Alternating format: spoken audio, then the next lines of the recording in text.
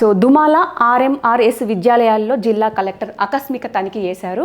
నిత్యం విధి నిర్వహణలో బిజీగా ఉండే జిల్లా కలెక్టర్ గరిమా అగర్వాల్ ప్రతిరోజు కూడా అసలు కలెక్టర్ గారు ఎప్పుడు బిజీగానే ఉంటారు. ప్రతి సమస్యను కూడా దగ్గరుండి కూడా వీక్షిస్తారు. సో అలాగే నిన్న కూడా దుమాలలో అగర్వాల్ విద్యార్థులకు బోధన చేస్తున్న తీరును వారితో కలిసి కూర్చొని పాఠ్యాంశం విన్నారు. అలాగే మండలం దుమాలలోని ఏకలవ్య మోడల్ రెసిడెన్షియల్ స్కూల్ ఆర్ఎంఆర్ఎస్ విద్యాలయాల్లో సోమవారం తనిఖీ చేశారు. ఈ సందర్భంగా ఇంటర్ ఫస్ట్ ఇయర్ ఎకనామిక్స్ పాఠ్యాంశం ఉపాధ్యాయుడు బోధిస్తుండగా జిల్లా కలెక్టర్ గరిమా అగర్వాల్ తరగతి గదిలోకి వెళ్లి విద్యార్థులతో కలిసి బెంచ్పై కూర్చున్నారు.